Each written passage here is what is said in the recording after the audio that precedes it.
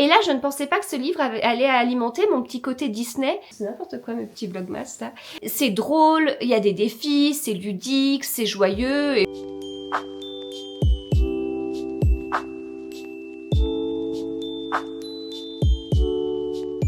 Hello, j'espère que vous allez bien. J'ouvre un nouveau vlog, on est samedi 13 décembre, on est dans un vlogmas, le combien je sais plus.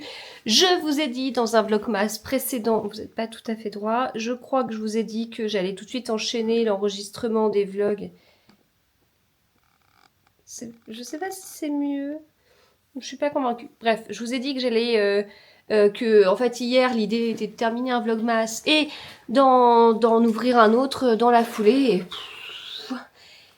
Hier était une journée hyper dense quoi. J'avais rendez-vous chez le dentiste dans l'après-midi, donc en fait je m'étais dit bah je bosse le matin, j'avais fait plein de trucs et tout, et je vais chez le dentiste et puis après j'avais une visio enfin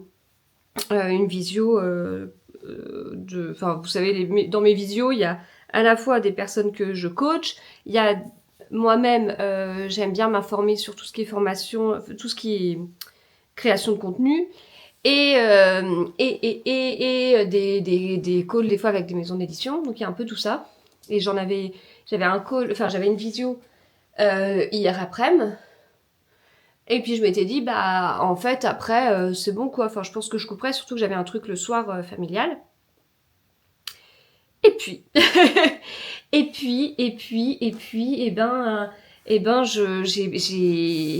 en fait, je voulais lire un tout petit peu avant. Enfin, l'idée, ça aurait été de couper à 16h avant de partir à 17h30. Et puis après, je me suis dit, ouais, mais bon, j'ai quand même, ouais, puis ça, puis ouais, puis ça, puis en fait, je n'ai pas du tout coupé, pas du tout.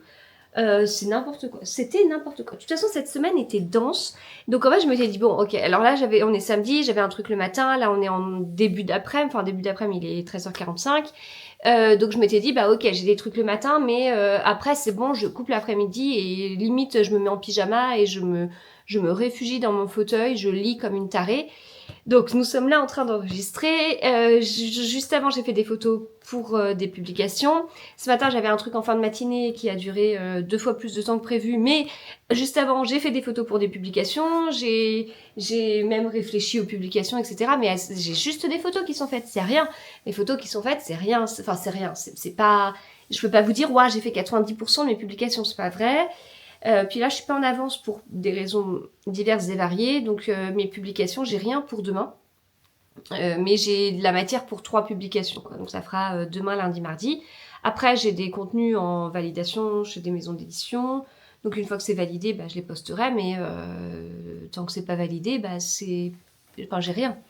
Donc voilà, il y a eu voilà, un petit truc aussi qui fait que ça s'organise comme ça. Enfin, et quand est-ce que je vais me poser là, ce week-end, j'étais en train de me dire, ouais, alors je vais lire ça, puis ouais, je vais lire ça, puis je vais lire ça, j'ai envie de lire ça. Ah, alors en fait, non, je vais me faire une romance de Noël, je vais faire une romance tout court, et puis je vais me faire un polar. Ok, mais si je ne me pose pas à une certaine heure, et ben en fait je ferai que dalle quoi, je ferai pas du tout ce que je veux. Et alors derrière, dedans, il y aura une collab, il y aura, enfin voilà, ça peut rester du travail si vous voulez. Puis lire une romance de Noël, c'est important parce que si elle est bien, il faut que je vous en parle. Enfin dans une publication, enfin d'ailleurs là j'ai une petite pile de livres de Noël dont j'ai pas parlé sur Instagram. Je vois là, j'ai une pile de 6, sur les 6, il y en a 3 que j'ai aimé bof, voire pas aimé. Pas trop aimé, on va dire, et 3 que j'ai bien aimé. Donc j'en fais quoi? Est-ce que je fais une publication où je dis voilà ceux que j'aime et ceux que j'aime pas, et en plus je trouve que ceux que j'aime pas c'est un peu trop fort, enfin... Voilà. Donc la semaine était dense, je m'étais dit allez je tiens jusqu'à samedi midi, puis on est samedi midi et oh bah en fait je continue. J'en ai marre, je m'agace moi-même. Alors, je vous avais dit que je vous parlerai de mes lectures préférées du mois de novembre. Comme ça, en plus, ça me fait... Enfin, j'ai rangé tous les livres. Et j'ai même rangé mes lectures de décembre, puisque je vous disais dans mon vlog précédent que je ferais pas de bilan dédié aux lectures de décembre. De toute façon, ça fait 3 mois que j'en ai pas fait, donc mais ça s'y prête vraiment pas. Donc là, c'est agréable parce que ça veut dire que dès que je lis un livre, à partir du moment où il est chroniqué, je le range. Donc ça fait un peu moins de bazar. Et puis là, je sais plus ce qu'on avait gagné comme place. Si on avait basculé des Agatha Christie à côté, ce qui fait qu'on avait gagné un peu de place ici. Et pour l'instant, ça passe. Et parce que... oui, parce qu'en fait, les grands formats sont là. De l'autre côté, j'ai mes poches. Mes poches sont sur 2 rangées. Et j'ai des zones dédiées avec, par exemple, tous les Charleston, les Agatha Christie, les Cozy Mystery. Et puis, j'ai distingué aussi les poches de chez Hugo de façon à faire un petit dégradé avec les dos des couvertures. Et ça, j'adore. Je suis trop contente de ce truc-là. C'est Inès qui m'en avait parlé. Puis, c'est des choses que je vois chez aussi certaines sur Instagram. Et c'est trop bien. Surtout que j'ai des Agatha Christie qui sont en dehors des bibliothèques sur des étagères T-Books.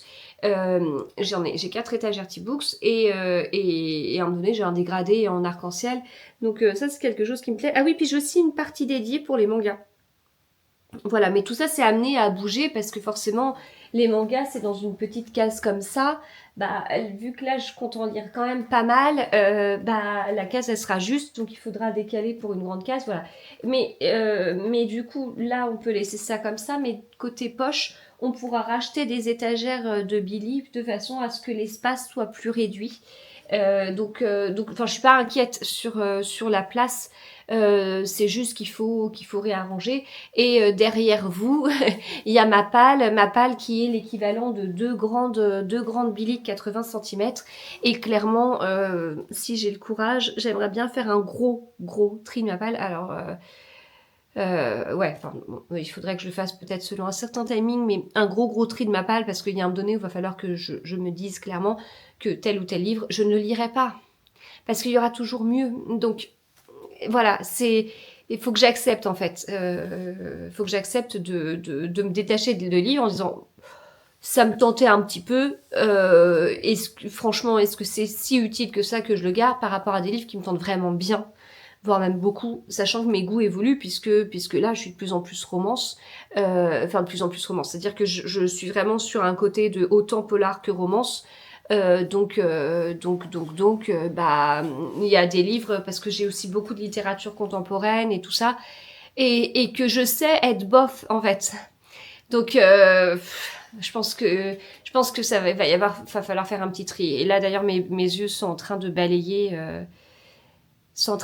ma palle, enfin oui mais c'est ça ma palle. La fille qui sait plus parler en Instagram. Ma palle, donc ma pile à lire. Et mes yeux viennent de tomber sur ce livre-là. Ça se trouve, je vais le lire. Oh, attendez. Ça se trouve, je vais me le caser là, en fait. Comment tu te sens de Sophie Kinsella. Sophie Kinsella qui est décédée cette semaine d'un cancer du cerveau. Elle l'avait annoncé sur les réseaux il y a, je sais plus, 1 an et demi, 2 ans. C'est un livre qui fait 130 pages. Donc, Comment tu te sens est une œuvre de fiction, mais à ce jour, c'est mon livre le plus autobiographique. L'histoire d'Ève est mon histoire. Autrice au succès planétaire, Ève se réveille un jour sur un lit d'hôpital sans aucun souvenir de ce qui l'a menée là. À ses côtés, son mari lui explique qu'elle vient de subir une longue opération destinée à retirer de son cerveau une énorme tumeur maligne. Alors Ève réapprend à marcher, à parler, à écrire. Elle doit aussi digérer le diagnostic et trouver comment l'annoncer à ses enfants. Et si beaucoup de souvenirs ont disparu, elle se raccroche à ceux qui réapparaissent, peut-être les plus importants, une promenade main dans la main avec son époux, des soirées entières de jeux de société en famille, une jolie robe dans une vitrine qu'on achète comme un symbole d'espoir. Et en balayant son compte, effectivement, il y a pas mal de choses. Il y a pas mal de choses comme ça, où elle parlait de la robe et d'un côté où son mari a dû lui dire 50 fois tu as un cancer du cerveau parce qu'elle oubliait. Voilà, moi, Sophie Kinsella, c'est l'autrice de L'accro du shopping. Ça a été une série que j'ai tellement dévorée à l'été 2007, le premier été où je travaillais. Donc le premier été où on est parti en vacances avec nos petits sous de personnes qui débutent au boulot. On était parti dans le sud de la France en voiture. On avait une panne de voiture sur l'autoroute. C'était moi qui conduisais. J'avais eu quoi ce coup-ci? Parce que j'ai déjà eu la pédale d'accélérateur qui est restée enfoncée. Donc j'accélérais comme ça sur la route sans pouvoir m'arrêter. Mais ça, c'était en région parisienne. Mais ça devait être pas loin. Parce qu'on avait chacun notre voiture et les deux ont pété un câble en même temps. Et là, c'est quoi? Non, là, c'était l'inverse. J'étais bloquée, j'étais sur l'autoroute, je suis descendue à 50 avec un gros bruit et j'avais la boîte de vitesse a pété. Voilà. Et donc, on était aux alentours de Marseille à 16 heures, sans eau, sans rien, sans casquette, sans chapeau. On est resté 2 heures. Donc après, j'ai fait une insolation. On est parti une semaine en vacances. J'ai fait une insolation. Je suis restée couchée pendant un moment. Mais maintenant, l'insolation, enfin, vous voyez, ça date. L'insolation, quand on me dit mais vous vous rendez compte, ça fait 18 ans, quoi. Non, mais, mon Dieu, je suis vraiment pas jeune. Et en fait, mais voilà, c'est nos premières vacances de début, enfin, moi, c'était mon premier job, quoi. Enfin, ça faisait un peu moins d'un an que je travaillais, j'avais mon premier CDI et tout. Et ouais, on était parti une semaine et je m'étais payé une insolation pendant quelques jours. C'était mais horrible, horrible. C'était là où c'était pas cet été-là. Non, c'était l'été 2007. Mais attendez, pourquoi je pense à autre chose? Est-ce que... Mais c'était... Non, c'était... Si... Mince, je perds... Non, c'était l'été 2008. Ah mais non, c'était pas 2007, c'était 2008, puisque j'ai commencé à travailler en septembre 2007. C'était l'été 2008. C'est l'été 2008 et c'est là que mon mari m'a demandé en mariage. Donc, il n'était pas mon mari à ce moment-là. L'été 2008, été 2008. Et après, on s'est mariés quelques mois après. J'aurais pas été du style à me marier longtemps, longtemps après, mais après, je comprends, mais voilà. Et donc là, bah en fait, j'étais pas bien et j'étais pas bien et je découvrais l'accro du shopping. Donc je me souviens être dans mon lit et pas être bien et lire dès que je pouvais quelques lignes. Et elle m'a accompagnée dans cet été-là. Et mais qu'est-ce que j'avais rigolé, mais qu'est-ce que j'avais rigolé. C'était vraiment voilà, donc c'est vrai que mes yeux viennent de se poser sur ce livre-là. Pourquoi pas? Ça peut être quand même le bon moment pour le lire. Je vais voir. Bref, je m'éparpille. Après, je dis que j'ai pas le temps, mais c'est bien de ma faute. Alors, qu'est-ce qui a été très chouette à lire au mois de novembre? Celui-ci, que je me suis gardé. Mon mari me l'a offert le 11 août. Voilà, et je m'étais dit, oh, je vais le lire. Bah non, mais je vais le lire le 9 novembre. Il s'avère que le 9 novembre était un dimanche. Je vous dis ça et je suis en train de me dire, il y a des gens qui vont aller vérifier. Imagine qu'en fait tu te trompes et que c'était pas un dimanche, c'était un samedi. Il me semble bien que c'était un dimanche. Mais je préfère vérifier à 100%. Ça évitera quelques petits commentaires. C'est bon, c'est bon. J'ai vérifié pour vous. 9 novembre, c'était bien un dimanche. Donc, j'ai lu ce livre un dimanche, le 9 novembre, et c'était bien parce que en fait, il a bien son titre. Enfin, son titre lui va très bien. C'est exactement ça. Ça se passe un 9 novembre. Ça se passe plusieurs 9 novembre. Alors après, faut que je me replonge dans l'histoire pour vous dire deux trois choses. En fait, on a deux personnages. En fait, c'est ça le problème. Moi, c'est le prénom des personnages. Donc en fait, on a Fallon, je sais même pas si ça se prononce comme ça. Elle a vécu des choses pas cool du tout. Elle est jeune, elle a 18 ans. Et elle a vécu des choses pas cool du tout. Son père est pas sympa. Pas sympa. Elle avait en fait un avenir tout tracé jusqu'à ce qu'il se passe quelque chose dans sa vie qui l'empêche de faire ça. Son père est pas sympa, il avait de l'ambition pour elle et après ce qui s'est passé, il a totalement arrêté d'en avoir. Elle voit son père à un moment donné lors d'un déjeuner, je crois, et en fait, elle voit son père et son père lui dit des choses pas sympathiques. Et à un moment, il y a un gars qui arrive et qui fait comme si c'était comme s'il sortait avec Fallon en fait. Et, euh, Et donc, bah alors Fallon, il rembarre le père au passage, voilà. Et en fait, Fallon ne connaît pas du tout Ben. Ben déjeunait à côté, en fait, de Fallon et de son père, et il a entendu cette conversation où le père était vraiment, voilà. Et donc, il est intervenu pour aider Fallon parce qu'il entendait qu'elle était en mauvaise posture. Mais voilà, c'était comme ça, quoi. Enfin, ça pourrait être un peu un trope du faux fiancé, si on veut.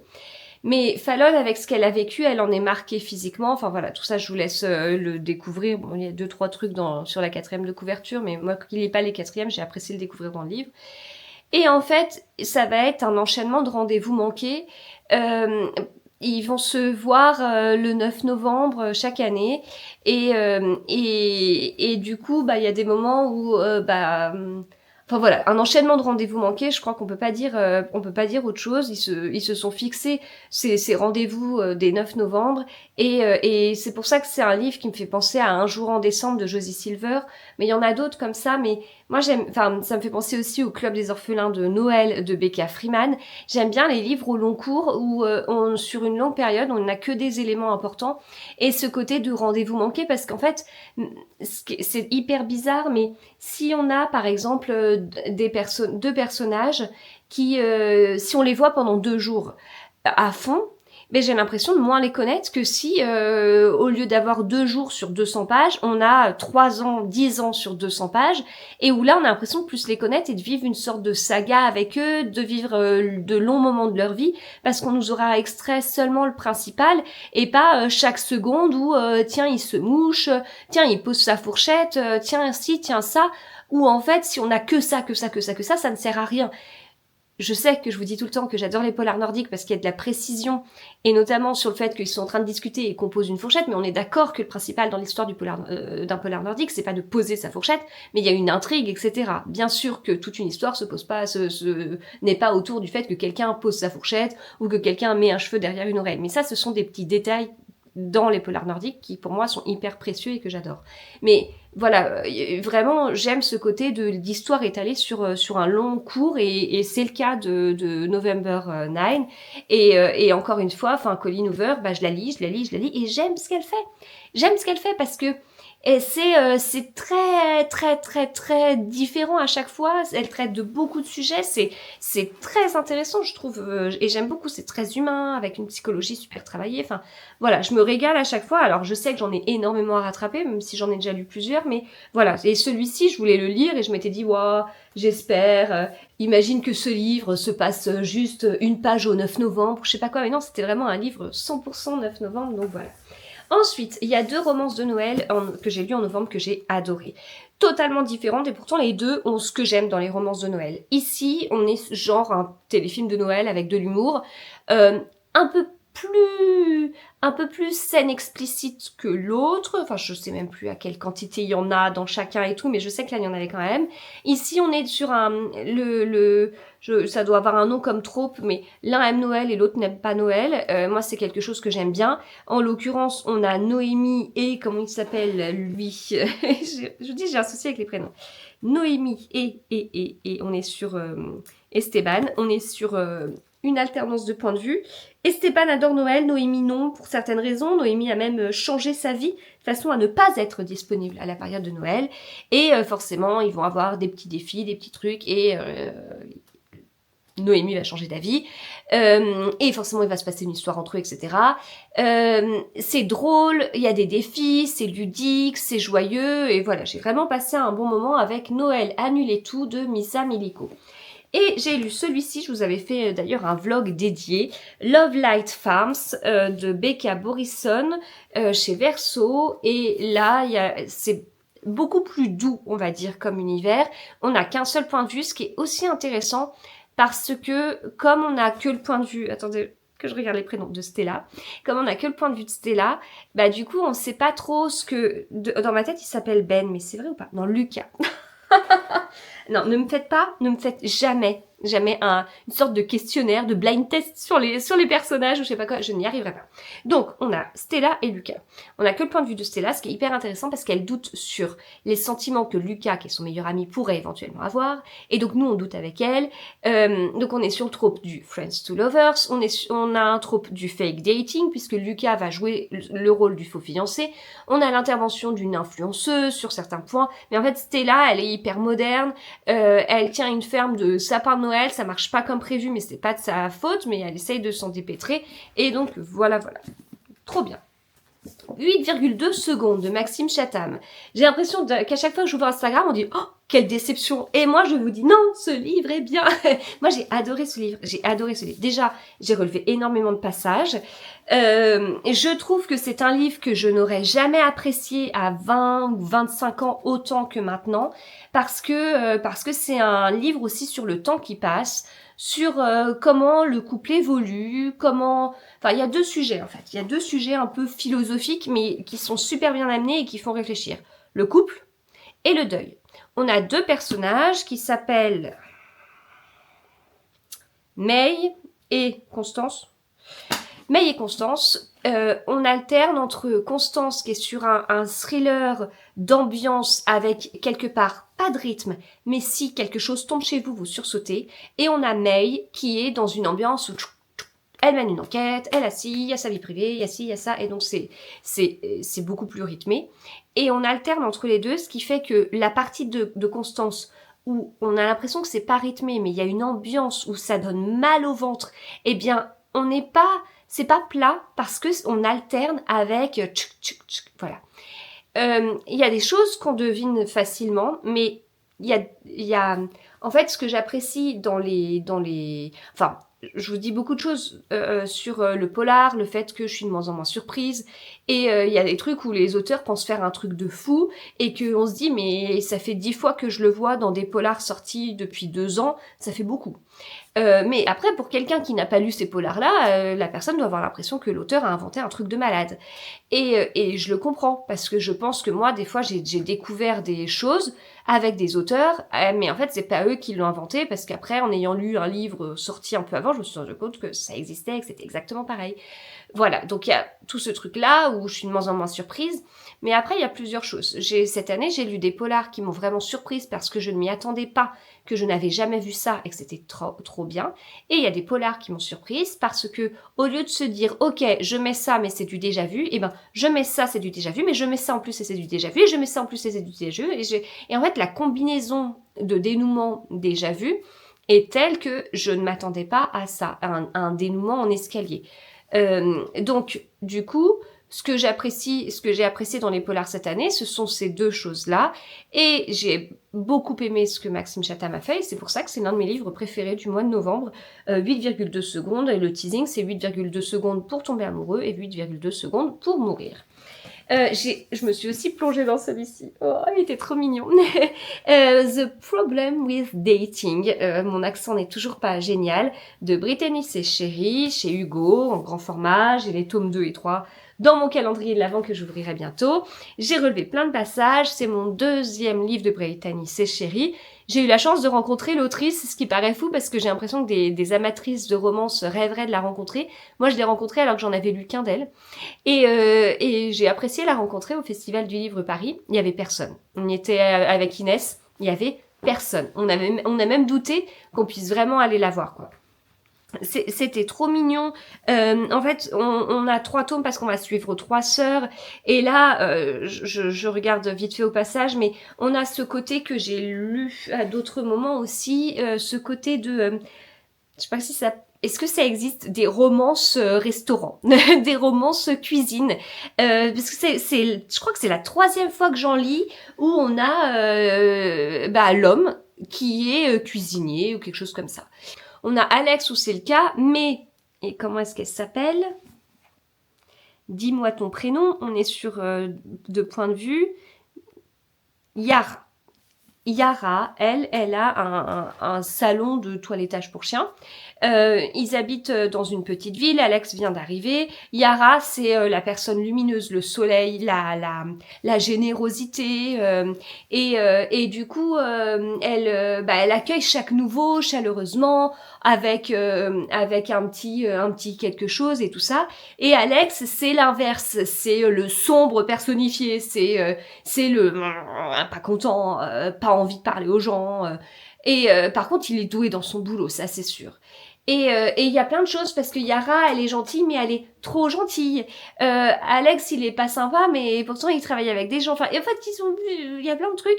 Mais Alex, il est pas si fermé que ça aussi. Il va avoir un côté où il va s'ouvrir. Enfin, voilà, il y a plein de choses. Forcément, on se doute qu'on est sur une romance puisqu'on suit les deux points de vue. On va être sur un enemies to lovers. Enfin, oui, je pense qu'on peut dire ça, mais enfin, oui, bon, si, parce qu'ils apprennent, ils s'apprécient pas trop quand même. Même si Yara, avant de trouver quelqu'un qu'elle apprécie pas trop, faut y aller. Mais Alex a mis ce qu'il fallait, hein, franchement. Donc voilà, c'était beau, j'ai bien aimé, j'étais trop bien dedans, j'arrivais pas à m'arrêter. Franchement, j'ai passé un trop bon moment. J'ai lu. Tout ça, c'était au mois de novembre. Je viens de vérifier, mais oui, c'était bien au mois de novembre. Je suis en train de me dire, mais j'ai vécu combien de mois de novembre? Parce que j'ai l'impression que je l'ai lu il y a tellement longtemps, versus celui d'après que j'ai lu il y a peu et j'arrête pas de vous en parler. Alors, ce livre, c'est Crescendo d'Alixia Fall, qui est tout avec du jaspage, mais c'est moi qui l'avais fait lors d'un atelier avec les éditions Adonia. Et ça me fait bizarre parce que, enfin, on en parlait avec Inès, des livres d'Inès, parce que on a vu l'autrice au Salon Noir Charbon samedi dernier. Et tous les livres étaient sans jaspage, mais pour moi, le livre, il est avec du jaspage. En fait, je le connais pas autrement. Je l'ai lu, je l'ai dévoré, je l'ai apprécié de cette façon-là. Alors peut-être, je suis moins habituée à ça, mais ne serait-ce que le voir comme ça, posé un peu de partout, j'ai l'impression de l'avoir vu longtemps comme ça. Alors, c'est ma première dark romance. Beaucoup de préjugés de ma part sur la dark romance, parce que pour moi, la dark romance, c'est malsain. Pour moi, dans la dark romance, il y avait des soucis de consentement, des choses où moi, en tant que femme, en 2025, je ne peux pas dire oui aux messages qui sont véhiculés, et je refusais pour ça de lire de la dark romance parce que c'est pas possible de cautionner de telles choses. Voilà, donc j'étais archi contre la dark romance. Sauf qu'en fait, en disant ça à des gens qui vraiment lisent de la romance et notamment de la dark romance, à plusieurs reprises, on m'a dit, il n'y a pas que ça. Il y a plus que ce que tu penses. C'est possible que tu aies déjà lu de la dark romance et que tu penses que ce n'est pas le cas. Et voilà, donc c'est assez intéressant. Et donc là, en fait, quand j'avais vu l'autrice à l'atelier Jaspage, elle m'avait dit que c'était quand même une dark romance plutôt soft qui, ça fait bizarre, une dark romance soft qui véhicule des messages qui sont plutôt positifs. Donc, je l'ai lu et effectivement, j'ai beaucoup aimé, j'ai même adoré. C'est un coup de cœur. C'est mon livre préféré du mois. C'est mon livre préféré parce que c'est une totale sortie de ma zone de confort, mais vraiment réussi en fait. Un côté de j'avais peur, j'y suis allée, mais j'ai adoré. Et l'histoire, elle est incroyable. En fait, j'ai eu du mal à m'arrêter. J'étais hantée par cette histoire. J'ai trouvé l'histoire hyper intense, si bien on pensait au personnage. C'est une histoire qui véhicule plein d'émotions en fait. Et là, on a deux personnages aussi. On alterne les points de vue entre Izé et Kiran. Ils font partie d'un gang et c'est là qu'on se retrouve dans la dark romance. Après, il y a quelques scènes explicites, mais il n'y a pas plus que dans une romance classique. Il n'y a pas de choses. Le consentement, il y a même des messages où c'est, tu sais, si tu n'étais pas d'accord, je ne voudrais pas. Enfin, des trucs hyper explicites pour dire que oui, le consentement, il est bien présent et on est ok et on respecte chaque partie, etc. Isée, c'est une fille qui, voilà, elle est top, elle est courageuse, elle est comme on aime. Et en fait, ils font partie d'un gang. Isée est la fille du médecin du gang. Son meilleur ami, c'est Lucas, qui est le fils du chef. Il y a des termes pour ça. C'est pas le chef du gang, c'est... Je sais plus. Enfin bref. En tout cas, son meilleur ami, c'est l'héritier de ce gang-là. Et puis Kiran, c'est le fils du baron. Donc il y a un peu de drogue, il y a un peu d'alcool, mais pas beaucoup. Moi qui suis pas trop pour ça, enfin moi j'aime pas quand on nous dit dans un livre regardez ma vie elle est tellement plus belle quand je suis droguée. Et j'en ai lu comme ça. Là, c'est pas le cas, ça véhicule pas du tout ça. Mais c'est présent. On est dans un gang, donc faut pas oublier qu'on est dans un gang. Mais c'est pas survendu quoi. Et c'est présent un tout petit peu. Et voilà, on va avoir quelque part à un moment donné où Izzy, elle va se dire tiens, si je veux défendre mon meilleur ami, il faut que je rentre dans le gang. Sauf que son meilleur ami dit wow, non, t'y vas pas, tu te rends compte, c'est trop dangereux. Et il y a une histoire d'une intensité. Moi, j'avais l'impression de lire Twilight, mais un peu aussi de la série de pourquoi j'arrive pas à me retrouver? Non, est-ce qu'ils sont là? Oui, attendez. J'ai trouvé un peu les TRMAFI avec Shatter Me et tout ça. Donc voilà, il y a tout ça, etc. Mais vraiment génial. Et donc Dark Romance parce que ça se passe dans le milieu du gang, mais ça va. Après, le petit Millie Blaine de l'année dernière, J'irai voler ton cœur à Noël, mais ils ont refait les couvertures. J'aimais pas trop celles de l'année dernière, donc je suis ravie qu'ils les aient refaites. Une petite romance sympathique. On a Margot, on a Adam et on a Logan. En fait, Logan et Margot, ils sont meilleurs amis. Margot, elle va au mariage de sa sœur. Elle craque sur Adam, qui est le témoin du futur mari de sa sœur. Et donc voilà, ça la tente vachement et tout, sauf que on est sur 2 points de vue avec Margot et Logan, donc on sait tout de suite que c'est mort avec Hugo, parce que sinon il y aurait eu un double point de vue avec lui quoi. Donc voilà, on va être sur un petit Friends to Lovers bien sympathique. Pour moi, Emily Blaine à Noël, c'est une référence absolue. J'ai passé un très très bon moment. Et donc forcément, je vous le conseille. J'ai sorti de zone de confort aussi parce que j'ai lu Nettle. Alors, le hasard fait que j'ai lu ce livre pour un partenariat rémunéré. Et puis bah voilà, moi j'étais curieuse et tout, je voulais le lire quoi. Et en fait, je m'attendais à aimer parce que sinon ça se serait pas passé. Mais je m'attendais pas à autant aimer. Parce que là, c'était en mode, un peu comme celui-ci. J'étais dans le livre et je voulais pas en sortir, quoi. J'étais bien. J'étais bien dans l'univers. Et moi, qui suis pas trop habituée à la fantasy, j'en lis un tout petit peu, mais pas beaucoup. J'ai été surprise que, en fait, vous voyez, il y a certaines romances qui ressemblent à des séries télé, des séries américaines, des séries, voilà. Et moi, je ne regarde plus la télé.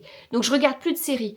Et c'est un choix de ma part parce que je préfère lire des livres. Mais en fait, ça a répondu à un besoin que j'ai peut-être de regarder des séries, mais je trouve ce dont j'ai besoin dans les livres. Donc, ça me va très bien. Mais j'aime bien que ça alimente ce côté-là.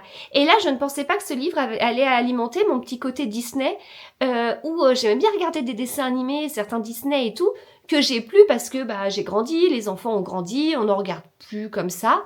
Et il y avait ce côté magique, ce côté tout mignon, sauf que le personnage de Nettle, elle déchire tout. Et donc c'est moderne en fait. Mais dedans, il y a un moment où en fait Nettle, elle passe dans le royaume des fées. Et pour moi, j'étais en mode waouh, on dirait Alice au pays des merveilles. Et j'adore Alice au pays des merveilles. Enfin, pour moi, la vie, c'est Alice au pays des merveilles. Je veux dire, si à un moment donné, je vais chez quelqu'un, que la personne me sort une belle tasse anglaise avec une théière, je me dis Alice au pays des merveilles. C'est la scène de joyeux non-anniversaire, etc. Les enfants sont habitués à ce que s'il n'y a pas de place, ils sont là. Pas de place, pas de place, pas de place, pas de place, pas de place, pas de place. Parce que c'est dans le dessin animé Disney qu'il y a ça. Il y a qu'on leur coupe la tête. Voilà, ça c'est en plus d'ailleurs au concert de Lady Gaga il y avait ça. Le côté carte, le côté labyrinthe, mais c'est tellement Alice au pays des merveilles. Mon mot préféré que l'auteur Nicolas Druard met souvent dans ses livres, c'est labyrinthique. Si j'aime ce mot, je sais que ça vient d'Alice au pays des merveilles. Voilà, Alice au pays des merveilles, j'adore. Donc, je peux trouver très très très facilement des liens avec Alice au pays des merveilles. Donc, pour moi, en plus, c'est tellement exploitable, c'est tellement... Enfin, au niveau créatif, je veux dire, j'avais fait une année un partenariat avec les magasins Zodio et Cricut et j'avais fait un goûter sur le thème d'Alice au pays des merveilles. Je m'étais tellement éclatée. Ma grande, quand elle est née, je lui avais préparé une chambre Alice au pays des merveilles. Enfin, voilà, et puis en plus, ça j'en parle souvent, mais quand on est arrivé en région parisienne, 2007, 2008, les printemps avaient fait tout un truc autour d'Alice au pays des merveilles. Alors je sais, ça devait peut-être être à l'occasion de la sortie du film de Tim Burton avec Johnny Depp. Et c'était Alice au pays des merveilles avec les magasins du printemps et avec la durée.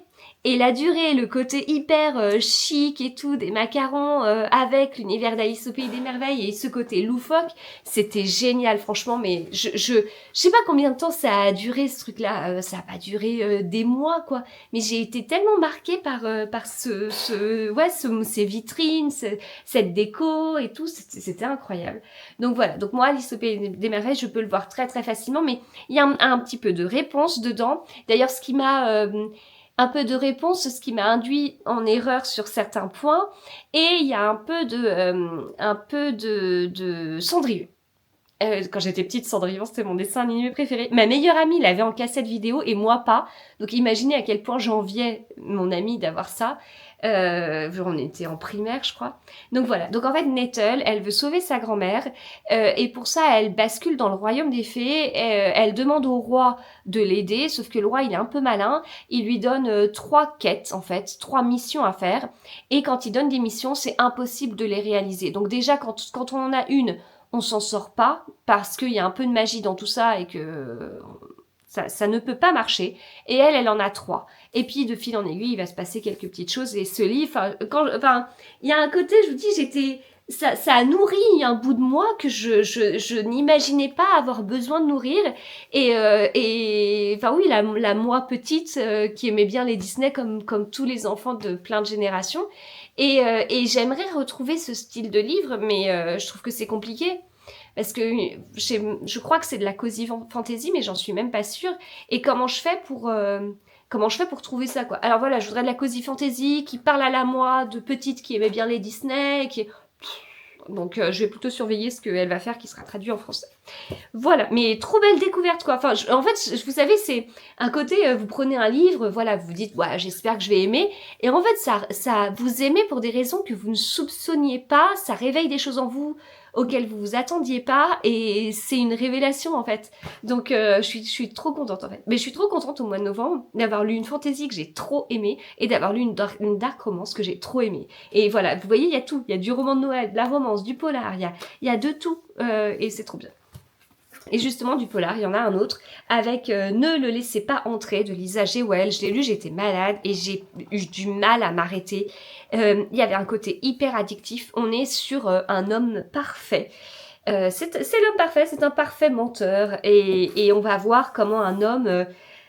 Enfin, on va voir des choses bizarres. Voilà, on va suivre plusieurs femmes à plusieurs temporalités qui vivent des choses bizarres avec un homme, leur amoureux, leur mari. Et après, nous, et puis en parallèle, on suit un homme.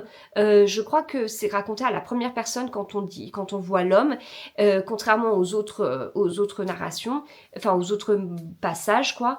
Et voilà, c'était trop bien, c'était hyper addictif et tout, très très poussé niveau psychologie. Et j'ai oublié de vous dire que j'ai lu le tome 3 de Campus Drivers parce que je veux vraiment avancer dans cette série, quoi. J'ai plein d'autres séries de livres, enfin voilà, c'est bien d'en commencer, c'est bien d'en finir aussi. Voilà, je suis qu'au tome 3 sur 5. J'avais adoré le tome 1, j'avais bien aimé le tome 2, mais dans le tome 2, on a une histoire on a une histoire d'amoureux de la lecture et tout ça, mais j'avais quand même moins accroché et en fait, je m'attendais pas à aimer autant le tome 3, je l'ai dévoré, j'étais trop bien. En fait, là, on va avoir 2 personnages, Lewis et Amy. En fait, le truc, c'est que les Campus Drivers, ce sont des étudiants, hommes, qui ont une voiture et qui adorent leur voiture et qui décident d'être un peu taxi au sein du campus. Donc, ils ont toute une application et tout, puis voilà, ça arrondit leur fin de mois. Mais c'est un mythe, en fait. Et en fait, si vous voulez... Tiens, je dois faire une publication sur ça. Ah, mais il faut que je le mette. Ça, c'est vraiment une référence de fille qui a 40 ans, hein. Je me le note parce que je dois préparer une publication sur ça. Ça tombe trop bien que j'en parle. Mais ça, c'est vraiment une... Enfin, si vous voulez, moi, je suis née en 1985. Et donc... et il y a pas mal de personnes qui ont un film culte, Dirty Dancing.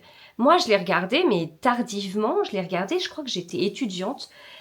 C'est pas un film qui m'avait marqué plus jeune, et c'est pas un film qui a marqué ma mère, qui me l'a transmise et qui me l'a transmis, etc.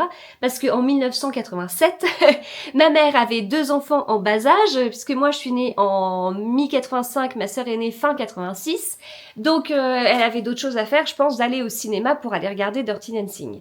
Et après, par la suite, je suis pas sûre qu'elle l'ait rattrapé, en tout cas c'est pas quelque chose dont on parlait. Donc en mode film, avec de la danse, avec des chansons. En revanche, je vais pas dire que j'ai été biberonnée à ça, mais il y a vraiment un film qui pour moi est beaucoup plus culte dans mon enfance, mon adolescence, enfin, c'est Grease. Et ce film avec John Travolta, Olivia Newton-John, mais moi c'est enfin mais c'est Grease quoi. Donc ce truc de chanter les chansons, de danser, d'avoir le gars qui a un comportement laité, puis quand il arrive à la fac et c'est une vraie saleté, enfin tout ce truc là, enfin moi enfin voilà, j'ai ce film pardon, j'ai adoré quoi. Puis chacun qui après se dit tiens je vais m'adapter à l'autre, enfin et puis au moment où on a Olivia Newton-John qui est habillée hyper sage et tout, puis qu'après hop elle est habillée tout en noir, en cuir avec ses cheveux machin, mais c'est une génération. C'était déjà un film qui quand il est sorti, il y avait déjà un côté vintage par l'ambiance et tout. Et moi c'est ça en fait.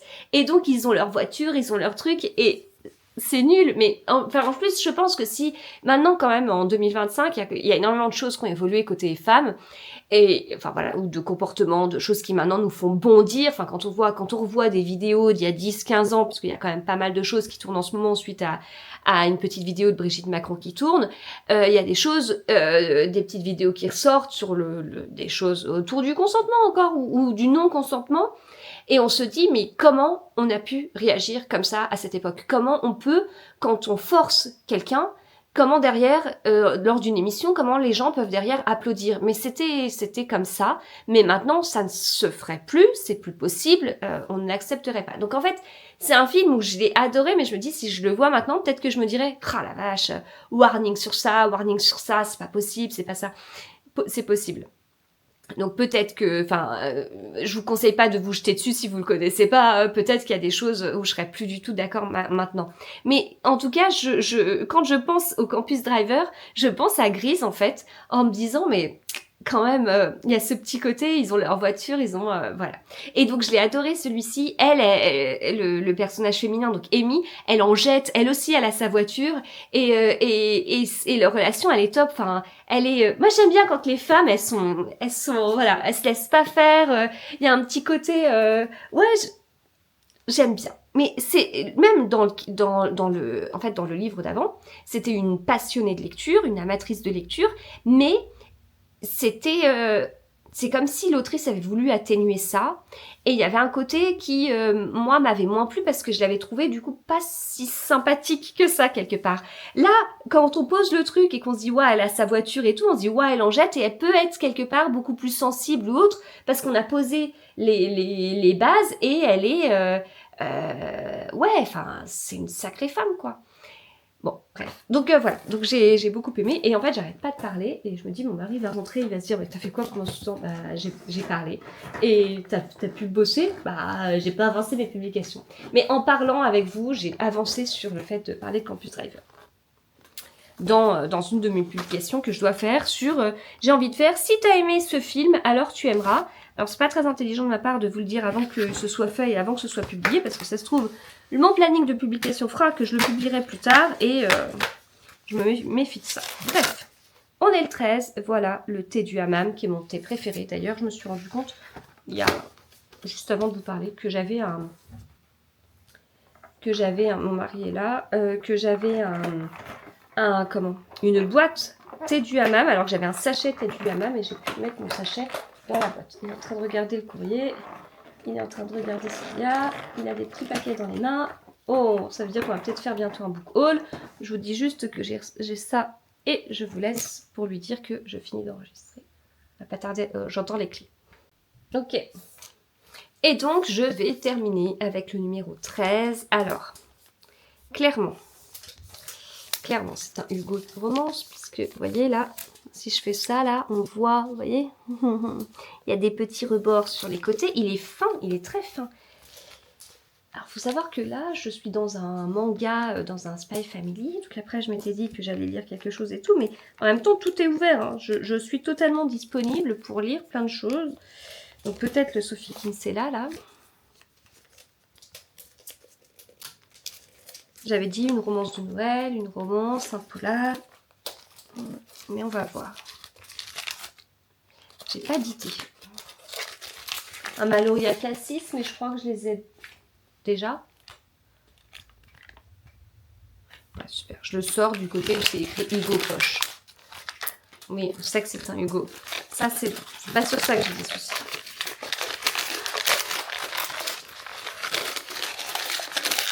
Je vais l'ouvrir sans me spoiler avant que je vous le montre. Attendez.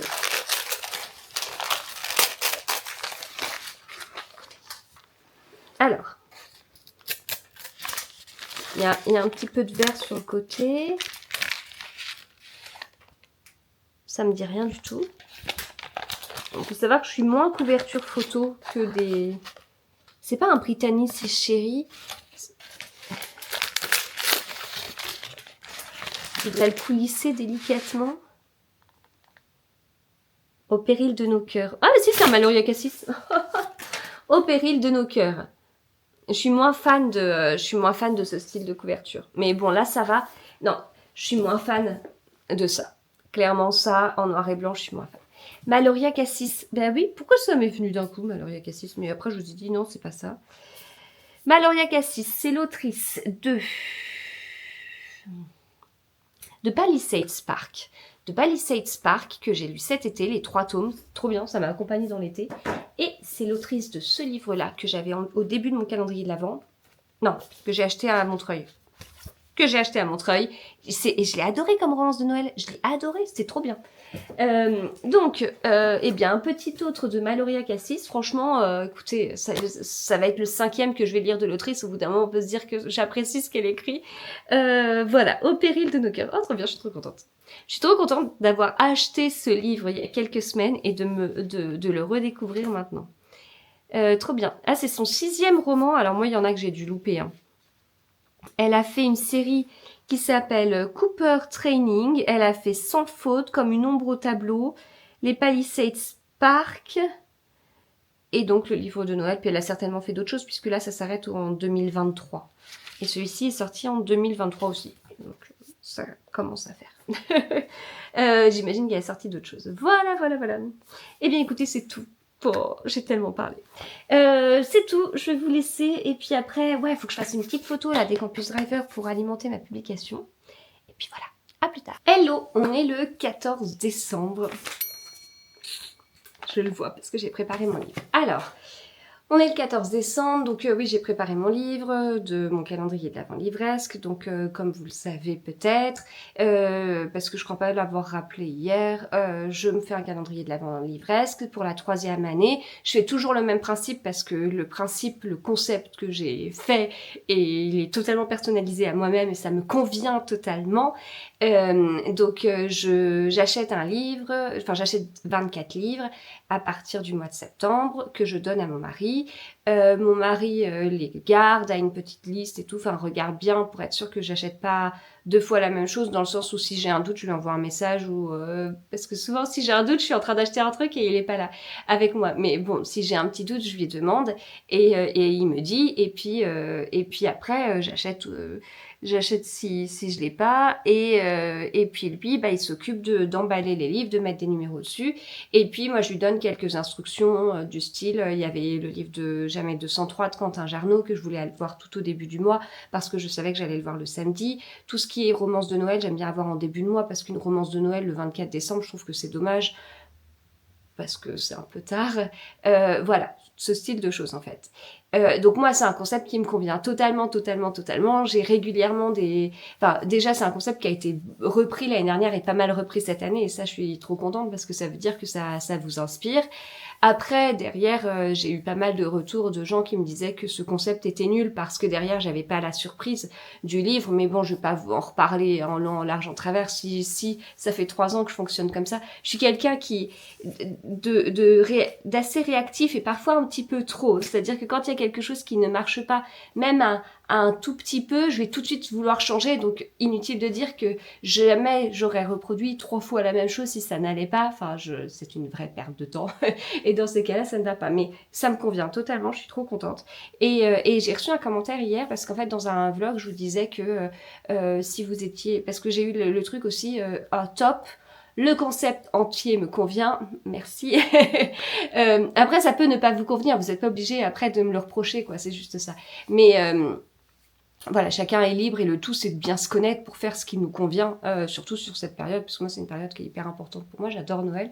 Donc c'est important pour moi d'avoir un calendrier de l'Avent qui soit, enfin qui me fasse plaisir, et si c'est pas le cas, je trouve que ça mine vraiment le moral, vraiment, pour l'avoir vécu énormément. Donc voilà, d'où la création de ce calendrier de l'Avent livresque. Mais il y avait la question de si on est tout seul et qu'on aime ce concept, comment est-ce qu'on fait? Et on en avait un petit peu parlé, je vous en avais un petit peu parlé dans un vlog, parce que j'avais donné un bout et je me posais des questions sur le reste et quelqu'un m'a répondu et j'ai trouvé que c'était hyper intéressant. Donc la personne fait son calendrier de l'Avent livresque toute seule. Donc elle s'achète des livres, donc voilà, donc là c'est exactement pareil. Et en fait elle les note, je crois que c'était dans Booknode, mais après ça peut être Babelio, Goodreads, enfin une application de lecture que vous pouvez avoir. Elle les note dedans en tant que livre lu. Et donc, ce qui fait que si elle fait des recherches, bah, elle verra, en fait, elle fait des recherches sur son appli de lecture, elle verra que le livre, elle l'a déjà. Et donc, alors après, ça peut être en livre lu ou peut-être même à lire, quoi. Enfin, sur Babelio, par exemple, je connais pas bien les autres, mais je connais pas trop, enfin, Livre Addict un tout petit peu, mais Booknode, Goodreads, je connais pas. Mais du coup, ça peut être sur Babelio, dans la partie à lire, par exemple. Et donc bah, du coup, c'est bon, enfin, c'est déjà mis quelque part, donc il y a une trace pour être sûr de ne pas racheter deux fois la même chose. Et donc après, ça peut être, bah, au fur et à mesure de l'achat, mettre ça dans son appli, emballer les livres et peut-être au dernier moment tout mélanger, mettre des numéros dessus, voilà. De mon côté, j'ai quelques grands formats et j'aime bien avoir un grand format, le 5, le 10, le 15, le 20 et le 24. Et là, cette année, j'ai acheté des grands formats sans faire attention à ça. Et il s'avère que de ce que j'ai vu, euh, non, je crois que ça s'accélère sur la fin, mais pour l'instant, j'ai bien 5, 10, 15. Demain, c'est un grand format. Je pense que le 20, ce sera le cas également. Mais c'est le cas du 23, du 24. Le 24, je me suis pris 2 livres. Et c'était le cas du 1er décembre. Donc voilà, ça peut être la solution on achète les livres, on les emballe au fur et à mesure, puis on met les numéros au dernier moment en répartissant grand format et poche. Le grand format, je trouve que c'est toujours un moment où on se dit waouh, c'est le jour du grand format, il y a un petit côté trop classe, mais en même temps, j'aurais vraiment pu faire un calendrier de l'Avent livresque 100% poche, enfin bref. Mais non, je me rappelle ce qu'il y a dans les grands formats. Je me rappelle de ce qu'il y a dans les grands formats. Tous les grands formats ou pas tous les grands formats?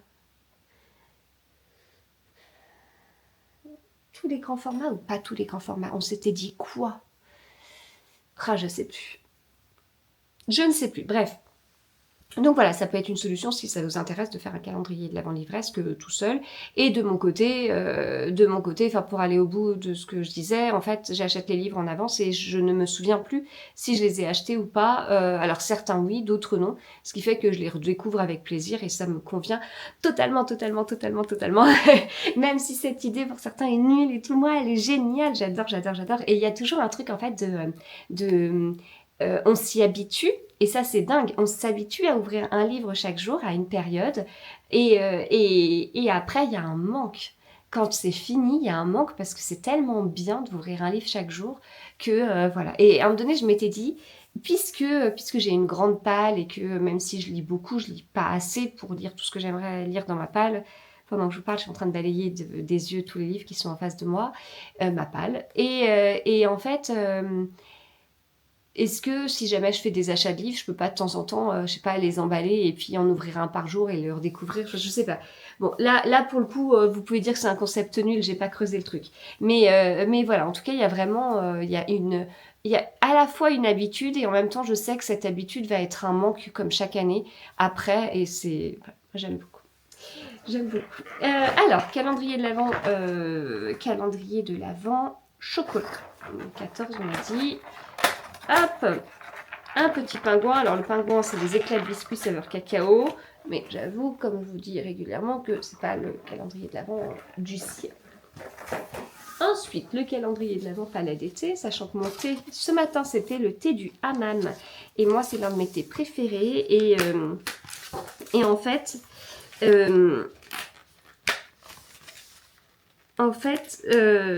je suis en train de le savourer. Enfin voilà, j'étais en train de le boire. J'ai quasiment fini mon petit thé du matin.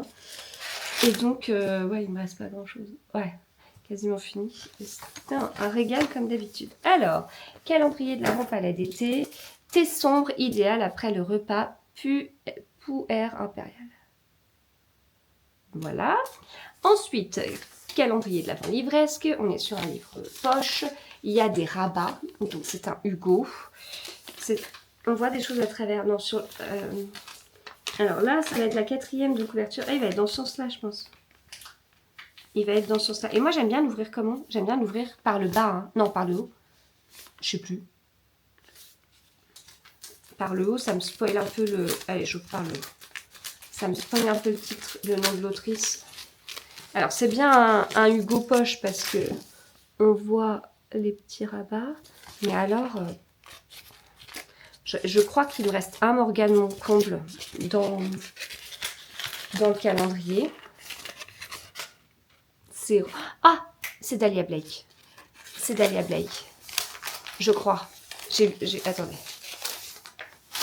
Attendez, je mets ça pour pas voir. Il y a ça. Si, mais non, mais c'est écrit. J'ai vu, en fait, moi, je voyais que ça et je pensais à un Dahlia Blake. C'est un tome 2, je crois. Ah la vache, j'ai trop failli le racheter. J'ai trop failli le racheter quand j'ai vu Dahlia à Noir Charbon. Et je crois que c'est un tome 2. C'est le spin-off des azalées fleurissent en hiver. J'avais trop un doute. Autant les azalées fleurissent en hiver, je m'en rappelais, je savais que j'avais acheté. Mais celui-ci, je ne savais plus. Dahlia Blake, qui est l'autrice de la série des légendes avec Black Venus et Blood Vipers. Voilà. Trop bien. Je suis trop contente. Mais les azalées fleurissent en hiver, il est dedans. Je l'ai pas encore. Donc alors, dedans, il va rester en poche. Alors, demain, j'ai un grand format et il me reste... Ah la vache, ça sent la fin. Il me reste 1, 2, 3, 4, 5 grands formats. Et pour 24, j'en ai 2. Et il me reste 6 poches. Et dans les 6 poches, il y a un Morgane Moncomble et il y a un Dahlia Blake. Et les 4, je ne sais plus du tout. Dans les grands formats, je pense que le 15, donc demain, et le 20, on va être sur des Britannies et Chéri. Je sais plus du tout ce que j'ai pris en grand format pour le 23. Et le 24, je me souviens très bien. Donc, alors, ça veut dire que sur 2, 4, 6, 8, 10, 11, sur 11 livres, il y en a 4 grands formats où je sais ce que c'est et 2 poches où je sais ce que c'est. Donc, j'ai dit combien? 11 livres. Sur 11 livres, il y en a 6 où je sais et le reste où je ne sais pas. Après, les poches, je ne sais pas quel jour. Hein. Alors que les grands formats, je pense que si. Je sais plus, mais comment j'ai pris un grand format aussi gros pour le 23? Je sais plus. Je ne sais plus. Et donc, mais je pense que comme j'ai beaucoup parlé hier et que j'ai pas du tout monté les vidéos, j'ai quand même travaillé ce week-end, mais pas le montage de vidéo. En fait, j'ai mes limites. Je peux travailler le week-end, mais alors je choisis ce que je fais hein, parce que c'est bon. Aujourd'hui, ça va être une grosse journée lecture parce que j'ai beaucoup à lire. Mince, je vous ai pas pris... Bah, c'est pas grave, je vous en parlerai plus tard. Hier, j'ai lu... en fait, j'avais commencé vendredi soir, mais j'ai terminé le 13e tome de Spy Family. Je vous en ai parlé, je vais pouvoir le ranger. Top, il se finit en mode...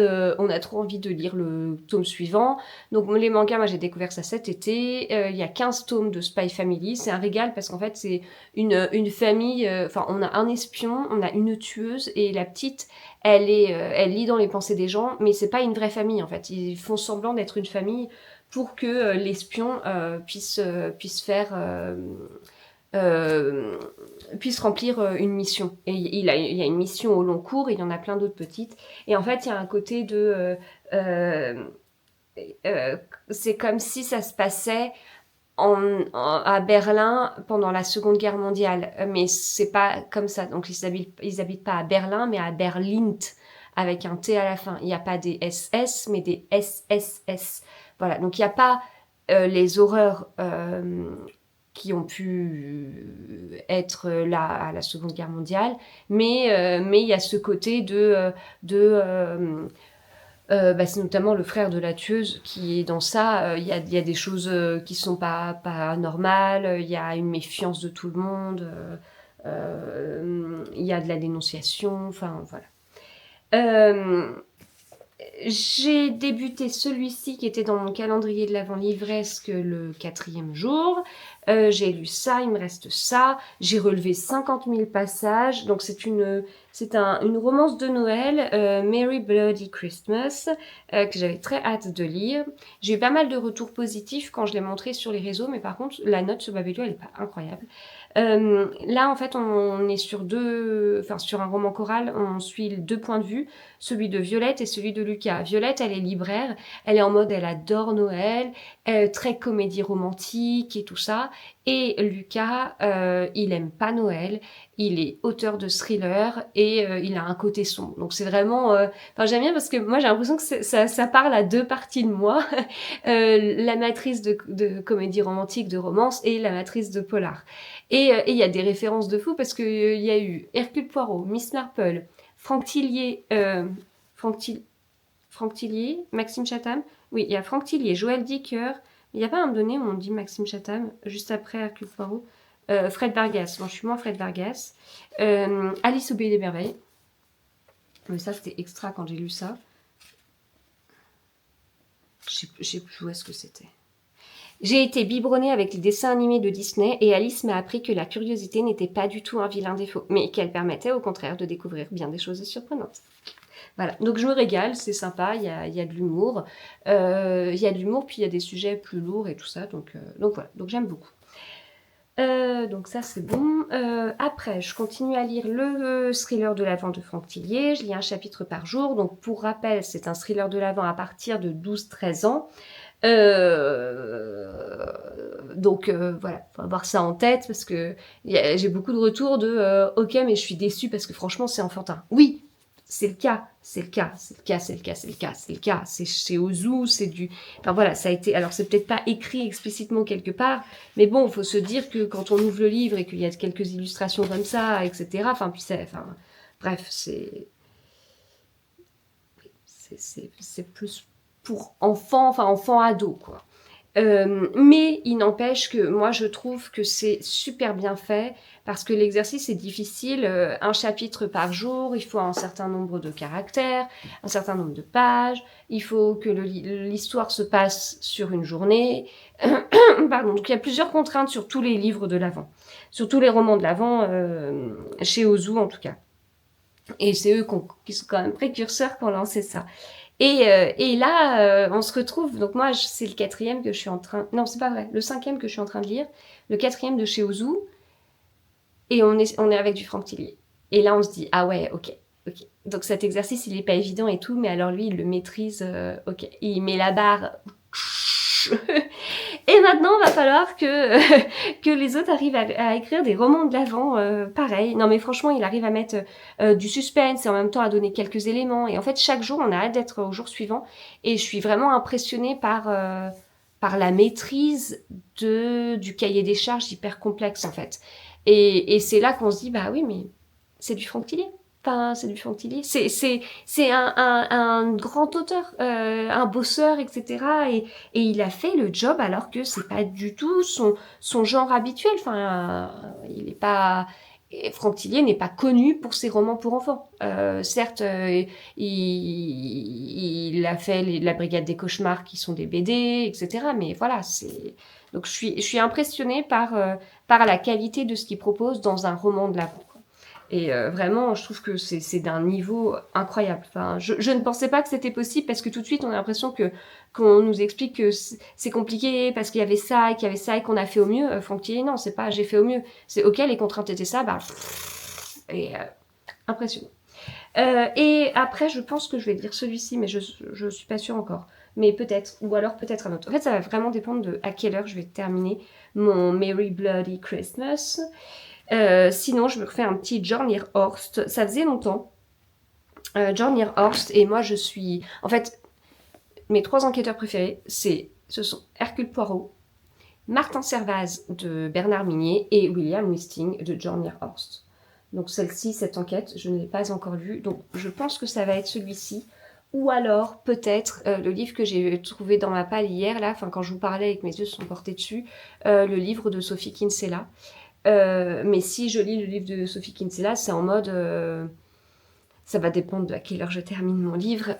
Et j'ai combien de pages à lire là? J'en ai encore 200. Donc ça va dépendre. Si je lis, ça va dépendre parce que j'aimerais pas, enfin j'ai pas envie de le commencer genre à 17h quoi. Surtout que là je reprends un peu de coloriage hier et aujourd'hui parce que je réécoute La femme de ménage en audio. Je l'avais lu il y a 1 an et demi et je le réécoute pour être, pour me rappeler vraiment de toutes les intrigues. En plus c'est des choses que je vous propose beaucoup sur mon compte Instagram. Si vous avez aimé La femme de ménage, alors vous aimerez ce type de livre, donc c'est bien pour moi. Enfin, je le fais pour certaines raisons, mais c'est bien pour moi en plus de me remémorer tout ça. Et donc j'ai vraiment besoin d'avancer dans La femme de ménage, donc je colorie, je ressors un peu de coloriage, des cosy colo en mode Noël. Et donc ça, je vais colorier à 16h30, donc j'ai envie quand même avant, il faut que je finisse, j'ai envie de commencer ce livre avant ma partie coloriage. Voilà. Eh bien c'est tout. Mais en fait c'est marrant parce que je suis en train de me dire ouais je culpabilise parce que je vais lire à fond aujourd'hui et quand même ouais enfin dans les lectures il y a des choses que je dois lire. Enfin c'est difficile de savoir ce que je dois lire parce que tout me tente et c'est de la bonne lecture, mais je veux dire derrière, de toute façon tous les livres derrière je vais vous en parler sur les réseaux et tout ça. Ça fait partie de mon job et en même temps c'est de la détente. J'ai besoin de lire, là, ces derniers temps, j'ai pas pu lire autant que ce que j'aimerais et j'ai besoin de lire. C'est là où c'est vraiment, ça fait partie de mon travail, j'en ai besoin. Donc, je vais pas culpabiliser, hein, d'accord. Donc, même si je dis que je vais beaucoup lire aujourd'hui, en fait, je ne culpabilise pas. Enfin, si je culpabilise, mais il ne faut pas que je culpabilise parce que derrière, c'est pas du vide, quoi. Je vais me servir de ça et puis de toute façon, même ça va me faire du bien parce que j'ai besoin de continuer à couper de la semaine dernière. Et puis hier j'ai quand même pas mal bossé, j'ai fait 2-3 trucs, et puis genre la publication que j'ai mise aujourd'hui j'ai dû la terminer. Je mets des listes que j'envoie par automatisation, etc. La liste je l'ai faite, elle était super longue à faire et en fait j'ai bossé dessus. J'ai fait de 20h à 20h15, ensuite j'ai lu. De 21h à 21h15, j'ai fait ma liste, ensuite j'ai lu. De 22h à 22h15, j'ai avancé ma liste, ensuite j'ai lu. Pareil, de 23h à 23h15. Donc c'est bon quoi. Allez, on culpabilise pas, on y va et on lit à fond. Voilà, et ben écoutez, c'était tout. C'est n'importe quoi mes petits vlogmas là. C'était tout. Bien évidemment, aujourd'hui j'ai remis les chaussettes qui vont avec mon pyjama comme dimanche dernier. Ça va devenir mon nouveau pyjama du dimanche, ma tenue du dimanche, puisque c'est comme je vous dis un pyjama que je mets que le dimanche et ensuite il va aux salles. Et puis bah voilà, c'est tout. C'est tout. Donc je vous laisse là, j'espère que ce vlogmas vous a plu. En tout cas ça faisait un moment que j'avais pas enregistré autant de vlogs que là sur le mois de décembre. Donc ça me prend du temps d'enregistrer, ça me prend du temps de le monter, c'est vrai, enfin beaucoup. Et en temps normal j'aurais pas dû me le permettre. Notamment la semaine dernière, mais je le fais et j'apprécie trop le faire et donc je pense qu'en temps normal j'aurais quand même fait beaucoup moins parce que la semaine dernière c'était pas, enfin la semaine qui vient de se finir là, c'était vraiment n'importe quoi, enfin c'était trop, mais en même temps j'apprécie vraiment vous retrouver comme ça et c'est et ouais, enfin j'aime bien, voilà. ça m'avait manqué, mais c'est pas parce que ça m'a manqué que je vais réussir à retrouver un bon rythme après. Ouais. Bon, et bien écoutez, c'est tout. Je vous retrouve plus tard. Je vous retrouve dans un autre vlogmas et j'espère que vous avez aimé celui-ci. Si c'est le cas, n'hésitez pas à me le dire. Et puis, je vous souhaite de super bonnes lectures. À bientôt!